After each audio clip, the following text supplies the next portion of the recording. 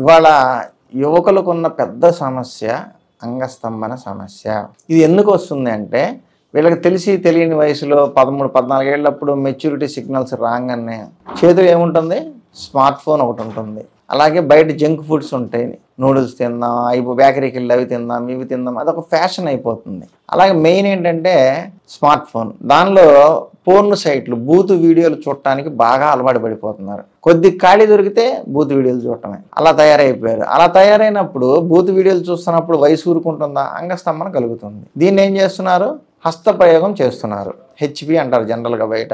ఈ హస్తాన్ని ఎక్కువగా వాడటం వల్ల, చేతిని ఎక్కువగా వాడటం వల్ల, ఆ ఫీలింగ్స్ కూడా గ్రాఫిక్స్లో ఉండే వీడియోల్లో ఉండే సైజులు చూడటం వల్ల వాళ్ళకి అవే చూస్తేనే ఫీలింగ్స్ కలిగే విధంగా కొన్నాళ్ళు మానసిక స్థితి మారిపోతుంది. మానసిక నపుంసకత్వం ఏర్పడుతుంది. అంటే మనసు పరంగా కొద్దివాళ్ళు అయిపోతారు. అలాగే శరీరంలో ఈ హెచ్పి కొట్టుకోవడం అనే దానివల్ల ప్రోస్టేట్ ఎఫెక్ట్ అయ్యి బాడీలో చాలా చేంజెస్ వచ్చేస్తాయి. హస్తప్రయోగం చేసిన వాళ్ళకి హస్తప్రయోగం చెయ్యందే అంగం స్తంభించదు, అలాంటి స్థితికి వెళ్ళిపోతుంది వాళ్ళ శరీరము, మానసిక స్థితి కూడా. ఎదురుగా ఒక అమ్మాయి కనపడినా కూడా ఫీలింగ్స్ ఏమీ కలగవు. పెళ్లి చేసుకున్న భార్యను చూస్తే కూడా ఫీలింగ్స్ కలగవు. ఎందుకంటే గ్రాఫిక్స్లో ఉండే వీడియోల్లో ఉండే సైజులు వేరు, బయట ఉండే సైజులు వేరు.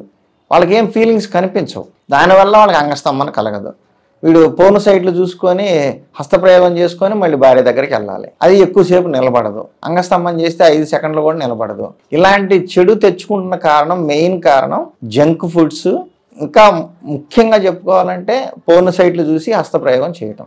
ఈ సమస్య తగ్గాలి అంటే, ఎందుకంటే ఈ సమస్య ఉన్న వాళ్ళకి పెళ్లి చేసుకోవాలంటే భయం వేస్తుంది. ఎందుకంటే వాళ్ళ సమాజం ఎలా ఉంది, ఇదివరకు ఇట్లాగా పెళ్ళైన భార్యతోనే మొదటిసారి అనేది ఇప్పుడు లేదు. బయట అంతా ఫ్రీ అయిపోయింది లైఫ్ అంతా కూడా. కాబట్టి ఎక్కడ పడితే అక్కడ గర్ల్ ఫ్రెండ్స్ను, ఆంటీలను ట్రై చేస్తూ, అక్కడ సరిగ్గా లేకపోతే అవతల వాళ్ళు చేదరించుకుంటే, అవతల వాళ్ళు నువ్వు పనికిరావన్నట్టుగా మాట్లాడితే వీళ్ళకి ఇంకా నేను నిజంగానే పనికిరానైనా ఒక భావన కలిగి మానసికంగా నపుంసకత్వం ఏర్పడుతుంది.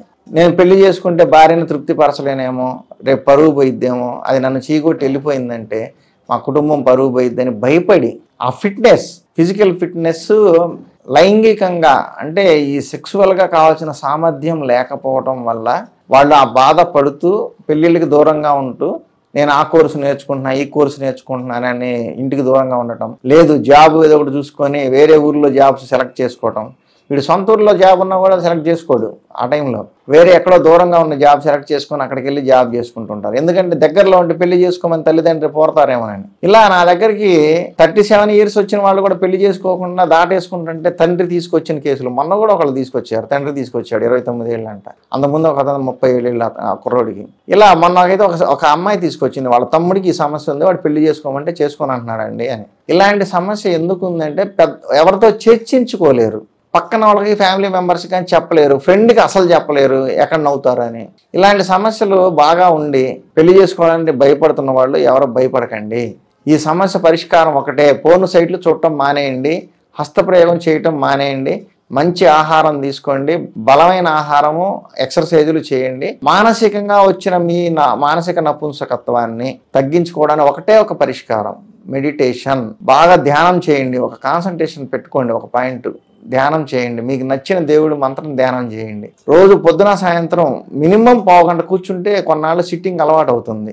తర్వాత ఆటోమేటిక్గా అరగంట, గంట టైం పెరుగుతుంది. ఎంత ధ్యానం చేస్తే అంత త్వరగా మీ మానసిక స్థితి బాగుపడి నార్మల్ అవుతారు. ఇలాంటి ఆలోచనలన్నీ కూడా దూరం అయిపోతాయి. అప్పుడు మీరు ఆటోమేటిక్గా అమ్మాయిని చూస్తే ఫీలింగ్స్ కలిగితే ఎరక్షన్ వస్తుంది, అంగస్తంభన వస్తుంది, సెక్సువల్గా కూడా లైఫ్ బాగుంటుంది, పెళ్లి చేసుకోవచ్చు, హ్యాపీగా ఉండొచ్చు. ఈ టెక్నిక్స్ అన్ని మేము మా పేషెంట్లకి చాలా సంవత్సరాల నుంచి చెప్తున్నాము. మా పేషెంట్లు బాగుపడ్డారు, పెళ్ళిళ్ళు చేసుకున్నారు, పిల్లల్ని కన్నారు, చాలా సంతోషంగా ఉన్నారు. కాబట్టి ఇలాంటి సమస్యలు ఉన్నవాళ్ళు ఎటువంటి ఆత్మహత్య ఆలోచనలు చేయొద్దు, కుటుంబాలకు దూరంగా ఉండి బాధలు పడద్దు. నాకు కాల్ చేయండి, మీ సమస్యకి ఖచ్చితంగా పరిష్కారం ఇస్తాను.